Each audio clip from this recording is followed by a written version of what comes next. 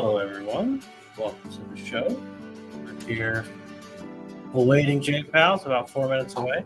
So, till then, I'll probably be on mute. You guys can hear these lovely music.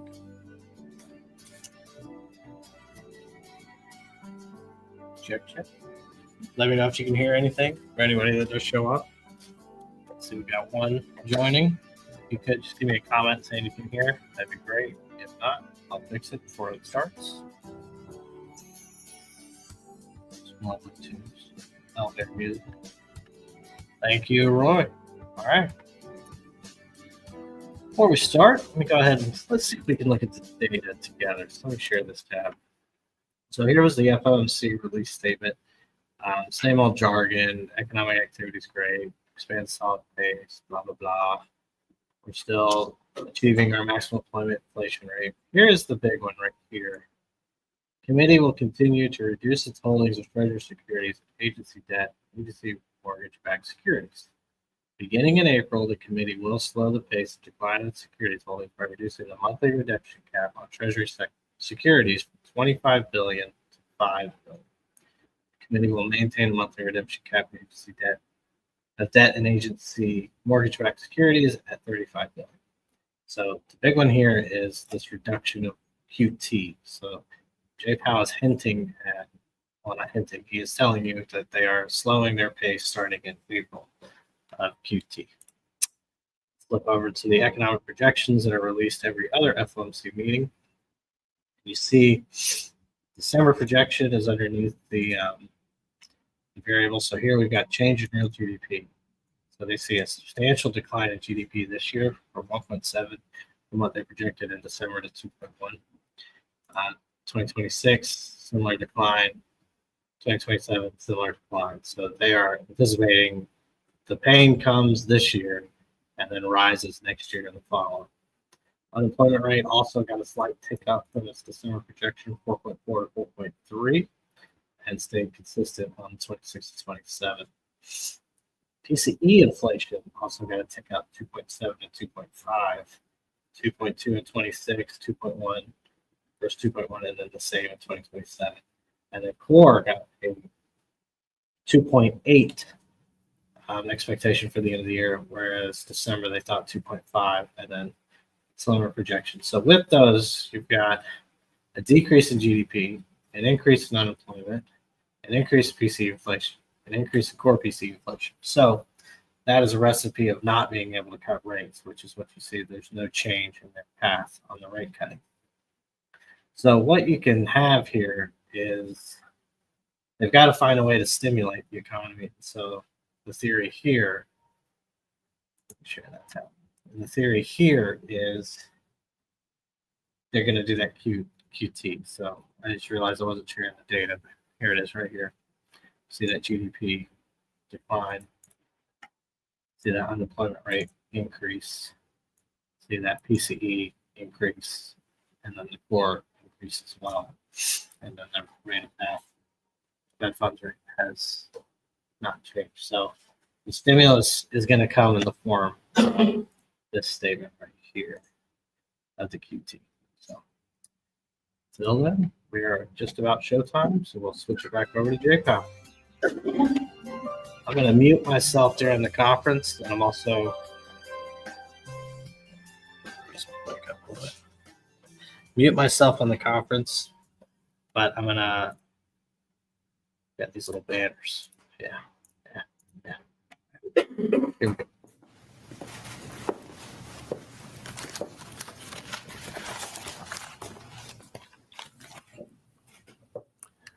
Good afternoon. My colleagues and I remain squarely focused on achieving our dual mandate goals of maximum employment and stable prices for the benefit of the American people. The economy is strong overall and has made significant progress toward our goals over the past 2 years. Labor market conditions are solid, and inflation has moved closer to our 2% longer run goal, though it remains somewhat elevated. In support of our goals, today the Federal Open Market Committee decided to leave our policy interest rate unchanged. We also made the technical decision to slow the pace of decline in the size of our balance sheet. I'll have more to say about these decisions after briefly reviewing economic developments.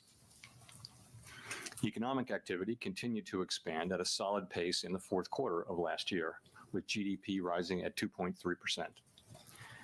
Recent indications, however, point to a moderation in consumer spending following the rapid growth seen over the second half of 2024. Surveys of households and businesses point to heightened uncertainty about the economic outlook. It remains to be seen how these developments might affect future spending and investment. In our summary of economic projections, the median participant projects GDP to rise 1.7% this year, somewhat lower than projected in December, and to rise a bit below 2% over the next 2 years. In the labor market, conditions remain solid. Payroll job gains averaged 200,000 per month over the past 3 months. The unemployment rate at 4.1% remains low and is held in a narrow range for the past year. The jobs to workers gap has held steady for several months. Wages are growing faster than inflation and at a more sustainable pace than earlier in the pandemic recovery. Overall, a wide set of indicators suggests that conditions in the labor market are broadly in balance. The labor market is not a source of significant inflationary pressures. The median projection for the unemployment rate in the SEP is 4.4% at the end of this year and 4.3% over the next 2 years. Inflation has eased significantly over the past 2 years, but remains somewhat elevated relative to our 2% longer run goal. Estimates based on the Consumer Price Index and other data indicate that total PCE prices rose 2.5% over the 12 months ending in February, and that excluding the volatile food and energy categories, core PCE prices rose 2.8%. Some near-term measures of inflation expectations have recently moved up. We see this in both market and survey-based measures, and survey respondents, both consumers and businesses, are mentioning tariffs as a driving factor. Beyond the next year or so, however, most measures of longer-term expectations remain consistent with our 2% inflation goal. The median projection in the SEP for total PCE inflation is 2.7% this year and 2.2% next year, a little higher than projected in December. In 2027, the median projection is at our 2% objective. Our monetary policy actions are guided by our dual mandate to promote maximum employment and stable prices for the American people. At today's meeting, the committee decided to maintain the target range for the federal funds rate at 4.25% to 4.5%. Looking ahead, the new administration is in the process of implementing significant policy changes in 4 distinct areas: trade, immigration, fiscal policy, and regulation. It is the net effect of these policy changes that will matter for the economy and for the path of monetary policy. While there have been recent developments in some of these areas, especially trade policy, uncertainty around the changes and their effects on the economic outlook is high. As we parse the incoming information, we're focused on separating the signal from the noise as the outlook evolves. As we say in our statement, in considering the extent and timing of additional adjustments to the target range for the federal funds rate, the committee will assess incoming data, the evolving outlook, and the balance of risks. We do not need to be in a hurry to adjust our policy stance, and we are well positioned to wait for greater clarity. In our SEP, FOMC participants wrote down their individual assessments of an appropriate path for the federal funds rate based on what each participant judges to be the most likely scenario going forward. An admittedly challenging exercise at this time in light of considerable uncertainty. The median participant projects that the appropriate level of the federal funds rate will be 3.9% at the end of this year and 3.4% at the end of next year, unchanged from December. While these individual forecasts are always subject to uncertainty, as I noted, uncertainty today is unusually elevated. And of course, these projections are not a committee plan or a decision. Policy is not on a preset course. As the economy evolves, we will adjust our policy stance in a manner that best promotes our maximum employment and price stability goals. If the economy remains strong and inflation does not continue to move sustainably toward 2%, we can maintain policy restraint for longer. If the labor market were to weaken unexpectedly or inflation were to fall more quickly than anticipated, we can ease policy accordingly. Our current policy stance is well positioned to deal with the risks and uncertainties that we face in pursuing both sides of our dual mandate. At today's meeting, we also decided to slow the pace of decline in our balance sheet. Since we began balance sheet runoff, our securities holdings have declined by more than $2 trillion. While market indicators continue to suggest that the quantity of reserves remains abundant, we have seen some signs of increased tightness in money markets. Beginning in April, the monthly cap on Treasury redemptions will be lowered from $25 billion to $5 billion. Consistent with the committee's intention to hold primarily Treasury securities in the longer run, we are leaving the cap on agency securities unchanged. This action has no implications for our intended stance of monetary policy and should not affect the size of our balance sheet over the medium term. The committee also continued its discussions as part of our 5-year review of our monetary policy framework. At this meeting, we focused on labor market dynamics and our maximum employment goal. As we have indicated, our review will include outreach and public events involving a wide range of parties, including Fed Listens events around the country and a research conference in May.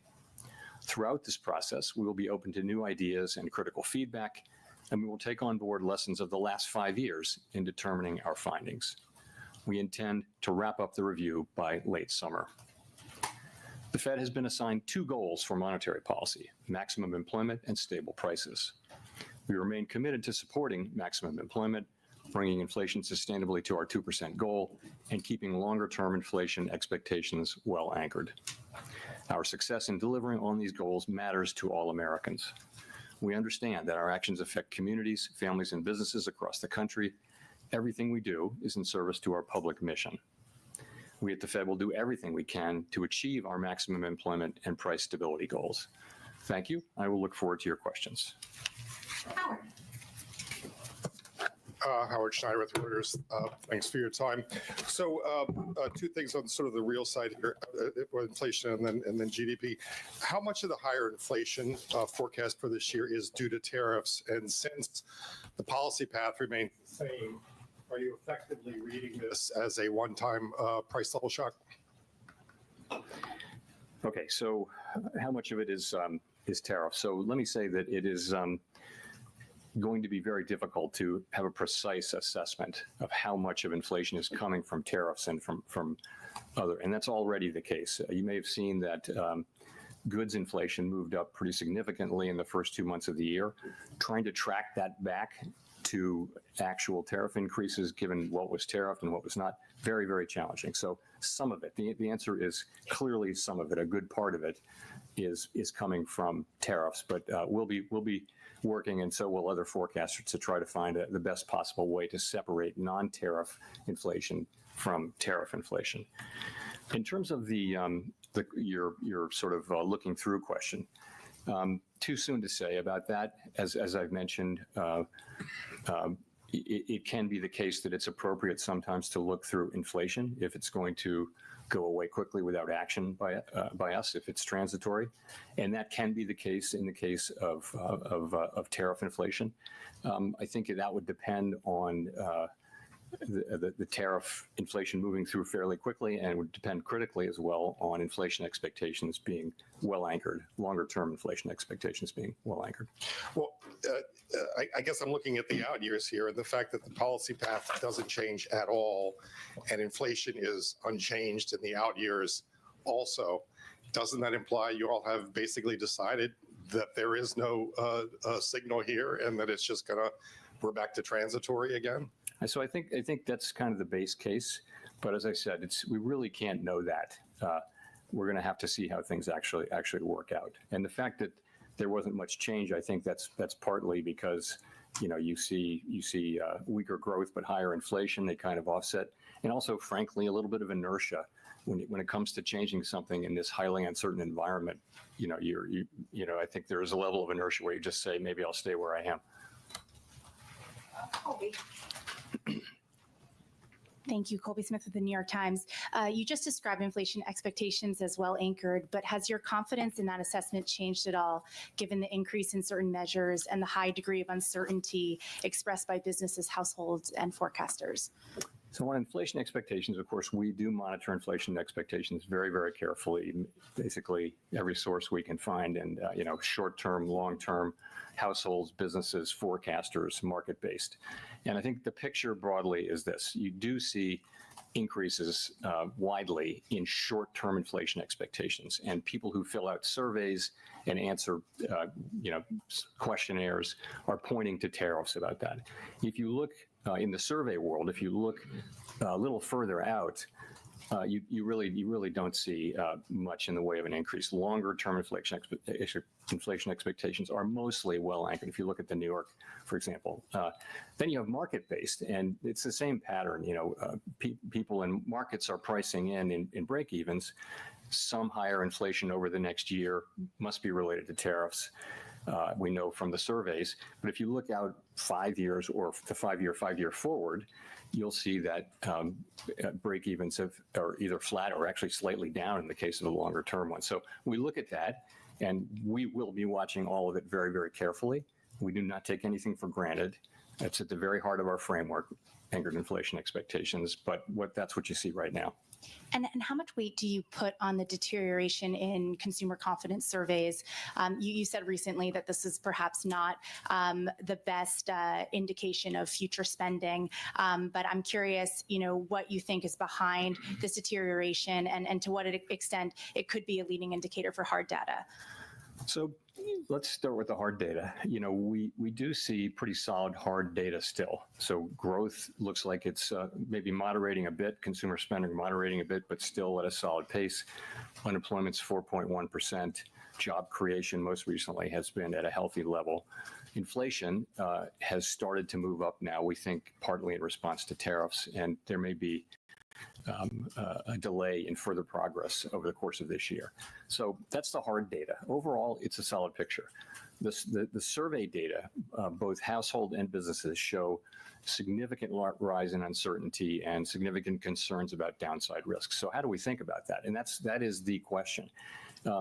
As I mentioned the other day, as you pointed out, the relationship between survey data and actual economic activity hasn't been very tight. There have been plenty of times where people are saying very downbeat things about the economy and then going out and buying a new car. But we don't know that will be the case here. We will be watching very carefully for signs of weakness in the real data. Of course we will. But given where we are, we think our policy is in a good place to react to what comes, and we think that the right thing to do is to wait here for greater clarity about what the economy is doing.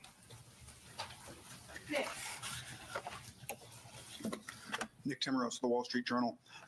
Chair Powell, Chair Greenspan once defined price stability as an environment in which inflation is so low and stable over time that it doesn't materially enter into the decisions of households and firms. Can you say that today, that we have that price stability, that households and businesses are ignoring price growth? When you see buy in advance psychology, big changes in inventories, and surveys that show consumers, at least in the short run, expect higher inflation. So I do like that definition a lot. In fact, I used it at the recent conference where I spoke. So I think a world where people can make their daily economic decisions in businesses and they're not having to think about the possibility of significantly high inflation. We know inflation will bounce around. That is price stability. I think we were getting closer and closer to that. I wouldn't say we were at that. Inflation was running around 2.5% for some time. I do think with the arrival of the tariff inflation, further progress may be delayed. The SEP doesn't really show further downward progress on inflation this year, and that's really due to the tariffs coming in. So delayed, but if you look at our forecasts, we do see ourselves getting back into the low twos in 26 and then down to 2 by 27, of course, highly uncertain. So I see progress having been made toward that, and then progress in the future. I think that progress is probably delayed for the time being. If that's the case, why are there cuts in the SEP for 2025? So again, people wrote down 2 cuts the last time, and they look at the and they wrote down meaningful decline in growth from 2.1 to 1.7 in 2025, a tick up in the unemployment rate, so not much there, but core inflation up by 0.3. And so those kind of balance each other out. So people, not everybody, but on balance, people wrote down similar numbers. The changes aren't that big. The other factor, though, as I mentioned, is just really high uncertainty. What would you write down? I mean, it's really hard to know how this is going to work out. And again, we think our policy is in a good place. We think it's a good place where we can move in the direction where we need to. But in the meantime, it's really appropriate to wait for further clarity. And of course, the costs of doing that, given that the economy is still solid, are very low. Edward. Thank you, Mr. Chairman. Edward Lawrence with Fox Business. So with near 4% unemployment rate, that should be low enough to bring people in from the sidelines in terms of hiring. But we're seeing the hiring rates have been stuck at 2023, 2024 levels. So what's going on there? Yeah, so that's a feature has been for some time a feature of this labor market. You have pretty high participation accounting for aging. You've got wages that are consistent with 2% inflation, assuming that we're going to keep getting relatively high productivity. We've got unemployment, pretty close to its natural level. But the hiring rate is quite low, but so is the layoff rate. So you look at initial claims or layoffs. So you're not seeing people losing their jobs, but you're seeing that people who don't have a job having to wait longer and longer.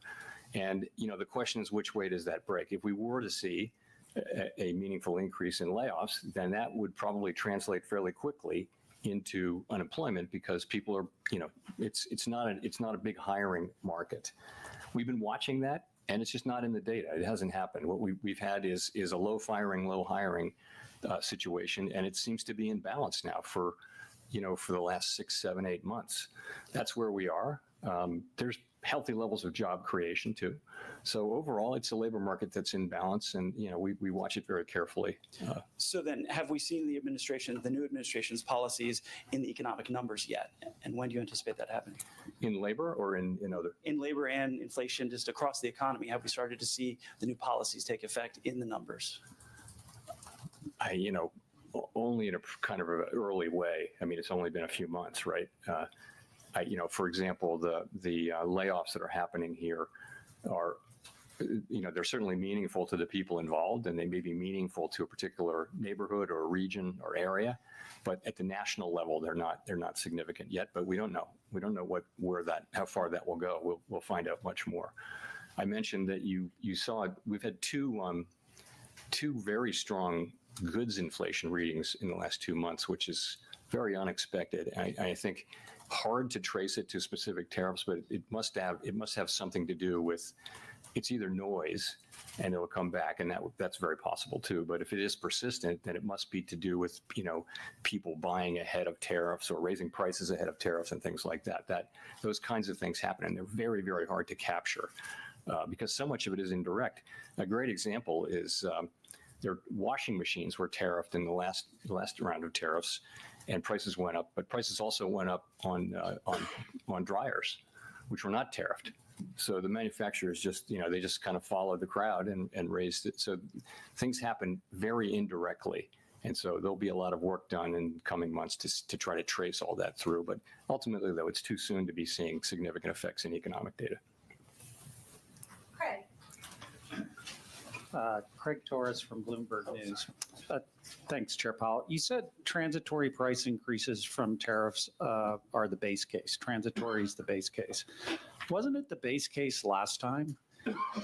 And didn't the FOMC forecast lower inflation ahead last time? And wasn't the lesson that it quickly got into services, haircuts, daycare, everything else? And so I'm just wondering why the 9 aren't taking that on board and are cutting twice this year. When you say last time, are you talking about the last pandemic? Yes, during the pandemic. You could have been talking about the last time there were tariffs, in which case the inflation was transitory. Yeah, no, of course we're well aware of that, and it's still the truth. If there's an inflationary impulse that's going to go away on its own, it's not the right policy to tighten policy, because by the time you have your effect, you're in effect by design, you are lowering economic activity and employment. And if that's not necessary, you don't want to do it. In real time, as we know, it's hard to make that judgment. And we're well aware, of what happened, obviously, with the pandemic inflation. But I mean, we have to look at this as a different situation. There are differences and similarities. I mean, it's a different time. We haven't had real price stability fully reestablished yet, and we have to keep that in mind.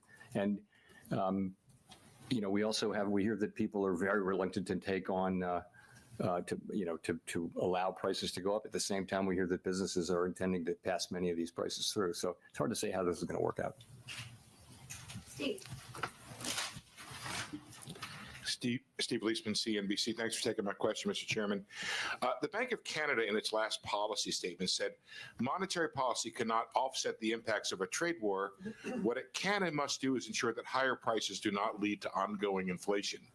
I wonder if that kind of reflects your own sense of prioritization faced with higher prices and weaker growth, that the idea is you have to take care of inflation. So we have two goals, right? We have maximum employment and price stability, and we have to balance those. And, there can be situations in which they're in tension, right? And we actually have a provision in our consensus statement that says what we should do in that case. That's a very challenging, situation for any central bank, and certainly for us.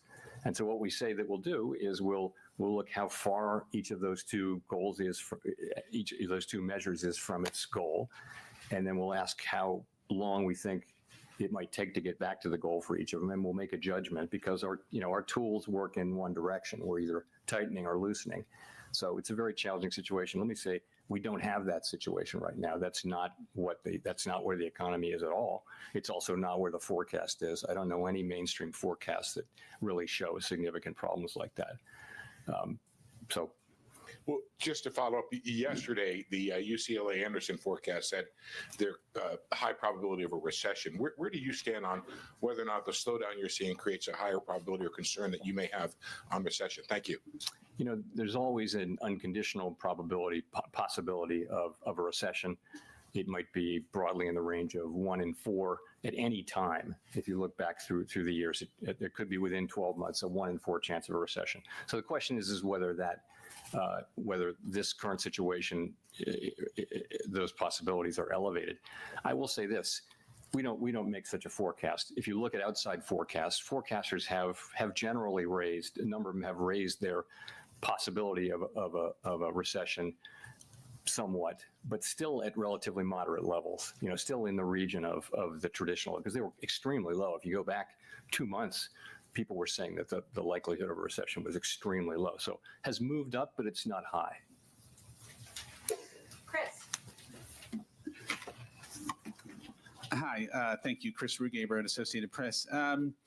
As you know, I guess last night, President Trump fired 2 members of the Federal Trade Commission, an independent agency, and this could cause the kind of legal fight about the administration's power to fire independent people. If those firings stand, is that a threat to the Fed's independence? Could he do the same thing to the Fed board? So I think I did answer that question in this very room some time ago, and I no desire to change that answer and have nothing new for you on that today. Well, maybe I'll have another mulligan. As you know, I wanted to go back to the consumer sentiment, particularly the inflation expectations in the University of Michigan survey. In the summer of 2022, you cited the rise in the long-term inflation expectations in that index as the reason that you went big with a 3/4 point hike. So I know you've talked about all the different measures now, but you seem to not be placing the same weight on that. And so I'm just wondering, are you dismissing what we saw last week from the University of Michigan, or does that carry the same weight as it did in the past? So I mentioned it back then, but in no way did I place a huge weight on it. I think that was a ex post story, but it wasn't the case. That was a preliminary reading, and so is this. And it's also, this is that Michigan, the one you're referring to, the longer term thing. We look at it, we don't dismiss data that we don't like, we force ourselves to look at it, but it is an outlier compared to market-based and compared to other survey-based assessments of longer run inflation expectations. So we got to keep that in mind. And I would just say we look at all of them, and that was kind of an outlier, but nonetheless we take notice of it. Michael McKee from Bloomberg Radio and Television. There's a worry on Wall Street that when you say you want to study the net effect of the fiscal policies we may see on the economy, that you would end up waiting too long and be behind the curve in responding to any downturn. How can you reassure people that you can spot a problem early enough unless you decide to be preemptive? Yeah, look, we're aware of it. We're well aware of how things are going to evolve and the timeframes and all that. And we will use our tools to foster achievement of our goals to the best we can. And of course, we're going to try to be timely with that. For right now, the hard data are pretty solid. We are obviously aware of the soft sentiment data and high uncertainty, and we're watching that carefully. And we think it's a good time for us to wait for further clarity before we consider adjusting our policy stance. Do you think it's going to be hard to get clarity in a government by tweet? I mean, do you have a feeling that at some point you actually will have a forecast you can trust? Yes, I think we will. It's hard to say when that will be. These decisions are going to be made and they're going to be implemented, and then we'll know. At that point, we'll know what the decisions are, and we'll have to make assessments then about the implications for the economy. Those things will happen. A lot of them will happen over the course of, in coming months, certainly over the course of this year, and we'll be adapting as we go. Rachel. Hi, Chair Powell. Rachel Siegel from the Washington Post. Thank you for taking our questions. At the beginning, you were talking about separating the signal from the noise and tariff inflation from non-tariff inflation. Can you walk us through what that looked like over the last couple of months, if there were specifics from the January meeting to now that helped you make those distinctions? So when we say separating the signal from the noise, that's just a way of saying that things are highly uncertain and that you're reading about developments. The news is full of developments of tariffs being put on and taken off and things like that. Some of that is noise in the sense that it's not really telling you anything. You're trying to extract a signal from that. And the signal is what's going to be the effect on economic activity, on inflation, on employment, and all those things. So that's really when we say signal and noise. Sorry, the second thing was? Or similarly for tariff inflation, non-tariff inflation, ways that you're making the distinction. That's sort of a special case of that. The idea being, and I do think that the first 2 months of this year are a great example. You've got high readings for goods inflation after a string of readings that average close to zero, and you have to ask, it's coming during tariffs, but you can't. It's very hard to actually scientifically go back and match up those increases and say, yes, I can prove that that's from tariffs, but it kind of has to be to some extent. Plus noise. There can be idiosyncratic readings in various categories, which will shortly reverse, and that happens too, and that could be a big piece of it. I think we'll know in a couple of months. We'll know whether those were, where that really was from. But that's another case where I think it's going to be very, very challenging to unpack the inflation that we see over the course of this year and be able to say with confidence how much of that came from inflation and how much of it, from tariffs and how much of it didn't. But that's what we'll be doing. We'll be doing that, and so will everybody else, and we'll all be trying very hard to make that assessment. And I'm sure we will make a lot of progress on that, and we already have. But it's going to be a challenge. Do you have a sense yet as to what, in your mind, would make something cross from noise to a signal? What that threshold would look like? It would depend on what we're talking about. I mean, obviously, you're looking for direct evidence that particular pieces of inflation are or are clearly not caused by tariffs. For example, it's something that was, in the service sector that was far away from anything that's tariffed. You might think, okay, well, that is, like, frankly, housing services inflation, which by the way has been behaving well. Which for some time was kind of our problem. Now it's slow, but it's definitely moving down in a very good way. It's more now with goods and to some extent with non-housing services inflation.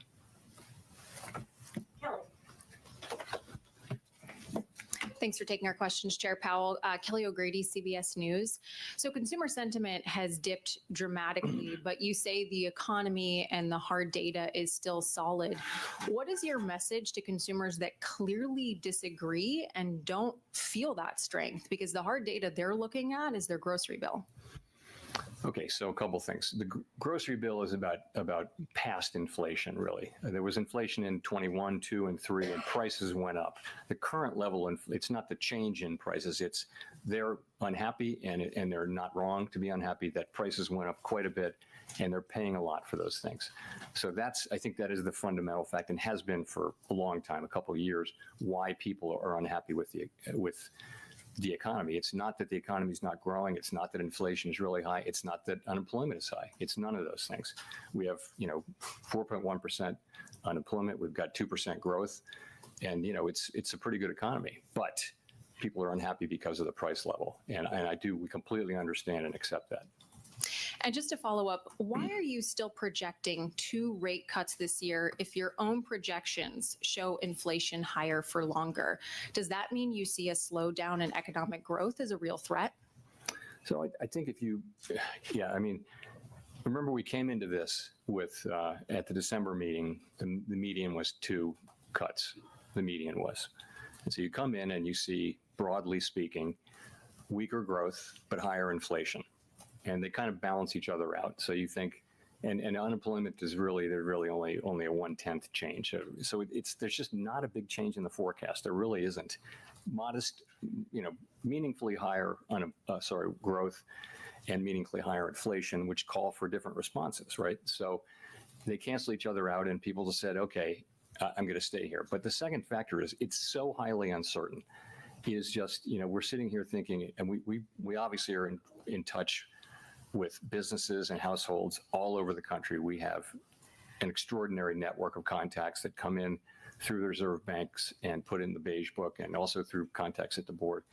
And we get all that, and we do understand that sentiment has fallen off pretty sharply, but economic activity has not yet. And so we're watching carefully. So I would tell people that the economy seems to be healthy. We understand that sentiment is quite negative at this time, and that probably has to do with turmoil at the beginning of an administration that's making big changes in areas of policy, and that's probably part of it. I do think the underlying unhappiness people have about the economy, though, is more about the price level. Victoria.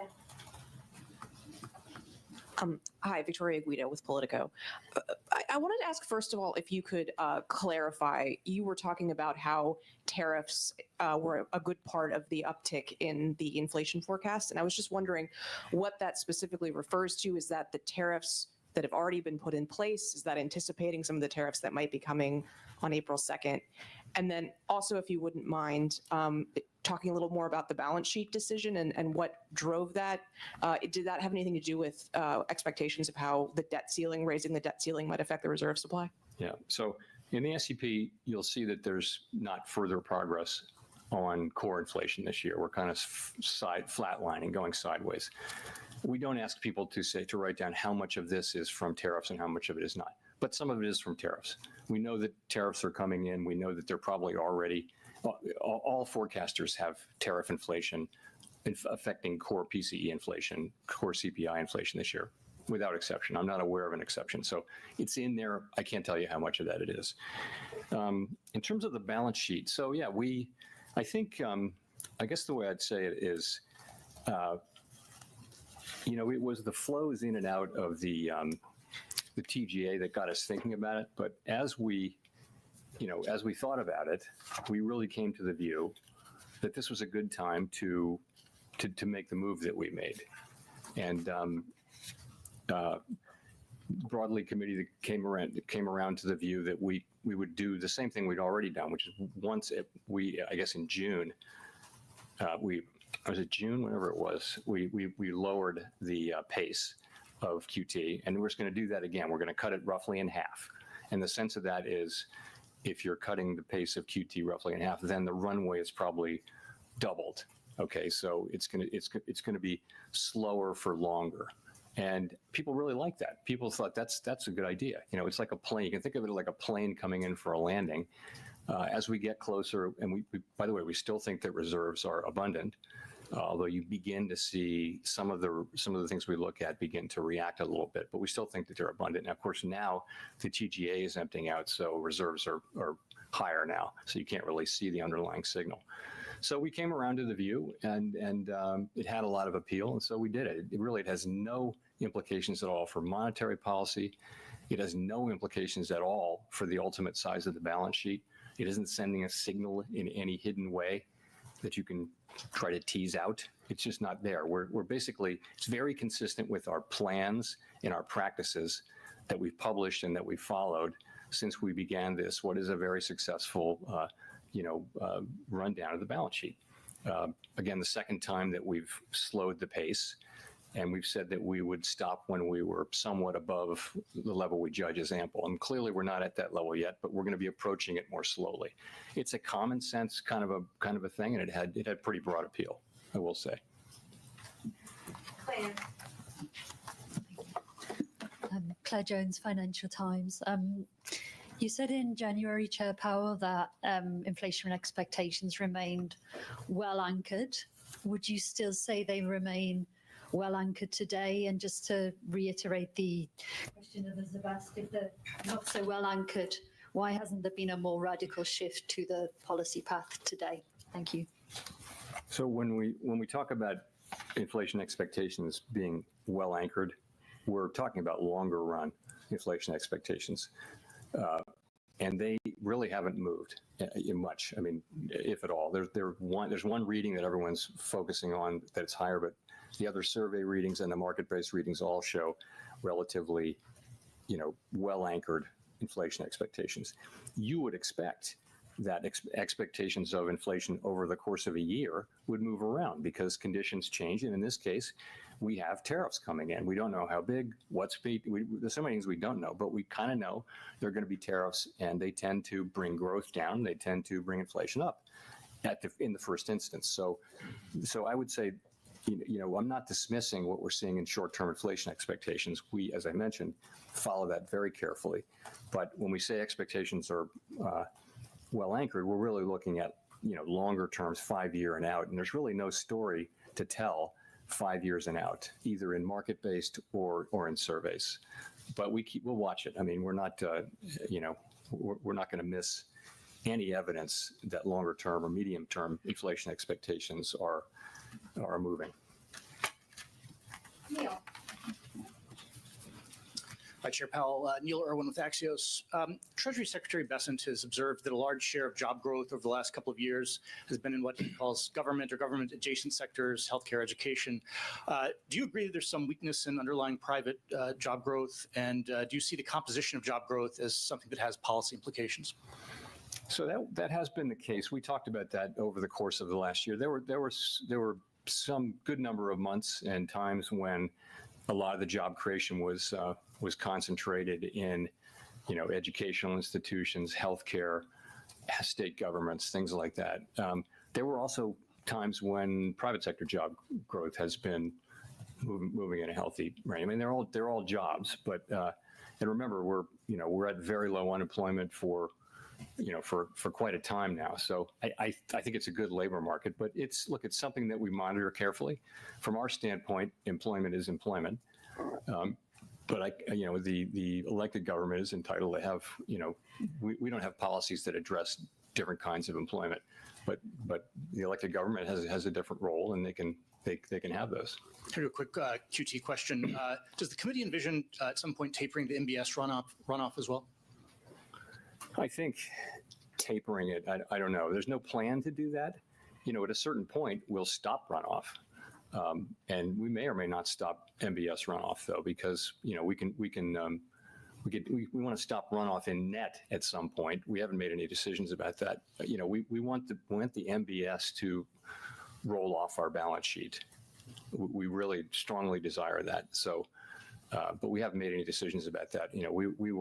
I think we'd look carefully at letting that keep going, but hold the overall size of the balance sheet in, constant at some point, a point that we're not out yet. Simon. Simon Rabinovich with The Economist. Thank you, Chair Powell. Several times today you said that you feel you're well positioned to wait for greater clarity. At the same time, you could point to quite a few growth risks at the moment. We've seen a stock market that's gone quite wobbly, rapidly cooling housing sales, plunge in confidence surveys. Today, not only did the S&P mark down the growth outlook, 17 of 19 see risks to the downside. So my question is, how confident are you that you're well positioned, or is that one more thing that you're uncertain about? I'm confident that we're well positioned in the sense that we're well positioned to move in the direction we'll need to move. I don't know anyone who has a lot of confidence in their forecast. I mean, the point is we are at, we're at a place where we can cut, or we can hold what is clearly a restrictive stance of policy. And that's what I mean. I think that's well positioned. Forecasting right now, forecasting is always very, very hard. And in the current situation, I just think uncertainty is remarkably high. And sorry, standing here today, would you be surprised to pivot back towards rate cuts in May? I think we're not going to be in any hurry to move.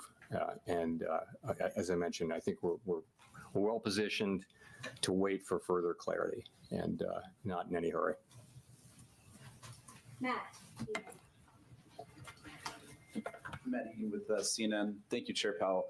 The Fed statement released today removed a line that previously said the committee judges that the risks to achieving its employment and inflation goals are roughly in balance. Can you explain the decision to remove that line? Does it mean that you're now more concerned about inflation or about employment? Actually, it does not mean either of those things. Sometimes with language, it lives its useful life, and then we take it off, and that was the case here. There's really not meant to be any signal here. Over the past year, conveying the sense of the balance of risks was important, that they be in balance or close to being in balance. That was useful as we approached liftoff, if you remember. But we're past that. Beginning to cut. So we just took it out. I actually would say that the more important thing now about risks, and this is in the pages like 10, 11, 12 of the SEP, if you look, participants widely raised their estimate of the risks to of uncertainty, but also of the risks to growth and our employment and inflation mandates. That's a more salient point now than whether they're in balance. Just on the stock market, the stock market has obviously declined significantly since the Fed last met. Are you concerned at all about some of the market volatility having a real economic impact in terms of hurting business spending or consumer spending, especially among higher income households? So financial conditions matter to us because, financial conditions are the main channel to the real economy through which our policy has its effects. So they're important. But what matters from a Fed standpoint for the macro economy is material changes to overall financial conditions that are persistent, that last for a while, long enough to actually affect economic activity. So that's what we're looking for. I'm not going to opine on the appropriate level of any market, equity, debt, commodities, or anything like that. And I would just point you to the bigger picture again. The real economy, the hard data are still in reasonably good shape. It's the soft data, it's the surveys that are showing, significant concerns, downside risks, and those kind of things. We don't dismiss that. We're watching it carefully, but we don't want to get ahead of that. We want to focus on the hard data. If that's going to affect the hard data, we should know it very quickly, and of course we'll understand that. But you don't see that yet. Jennifer. Thank you, Chair Powell. Jennifer Schonberger with Yahoo Finance. As you look to navigate higher inflation and lower growth, the Fed has talked about heeding the lessons from the 1970s. Is the Fed willing to have a recession if it means breaking the back of inflation? Well, fortunately, we're in a situation where we have seen inflation move down from, higher levels to pretty close to 2%. While the unemployment rate has remained very consistent with full employment, 4.1%. So We now have inflation coming in from an exogenous source, but the underlying inflationary picture before that was, basically 2.5% inflation, I would say, and 2% growth and 4% unemployment. So that's what we did. That's what together the economy accomplished. So I don't see any reason to think that we're looking at a replay of the 70s or anything like that. Inflation, underlying inflation is still running in the twos, with probably a little bit of a pickup associated with tariffs. So I don't think we're facing, I wouldn't say we're in a situation that's remotely comparable to that. And last month, the idea of a Doge dividend was proposed, which would send $5,000 checks to every taxpayer from Doge savings. President Trump and Elon Musk have supported this. There's reports there could be a bill introduced on Capitol Hill.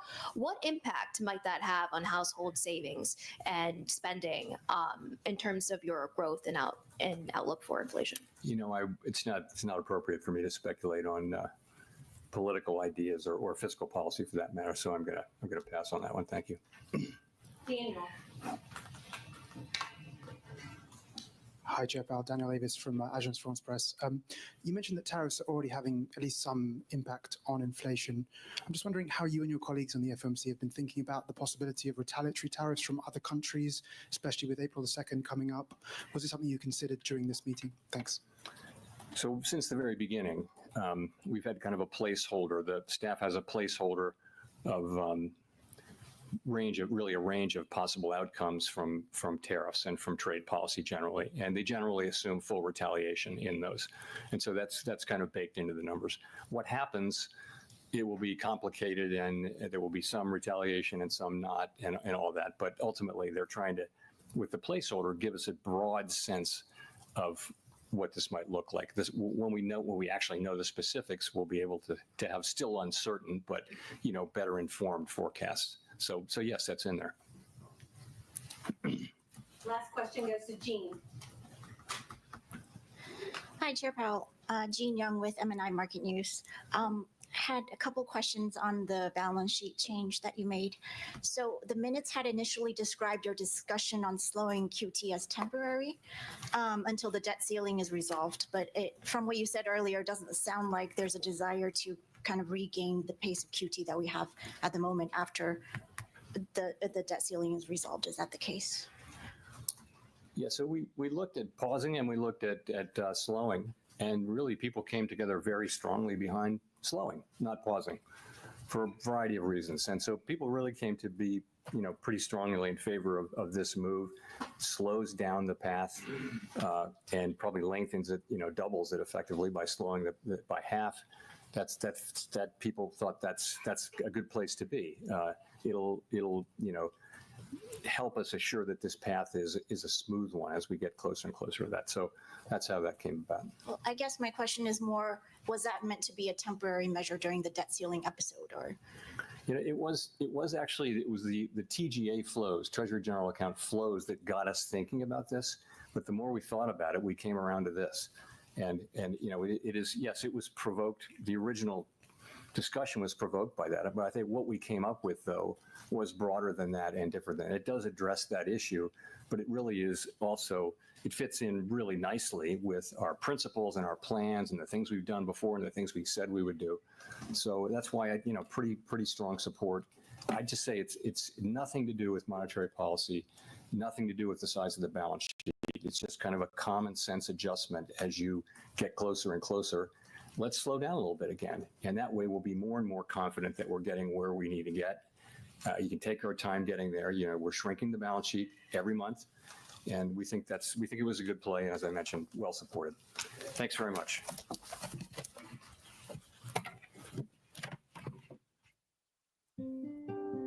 All right, guys. That was a lovely FOMC. I hope you guys enjoyed it, and we'll see you next time. I'll be in the Discord. Thanks, guys.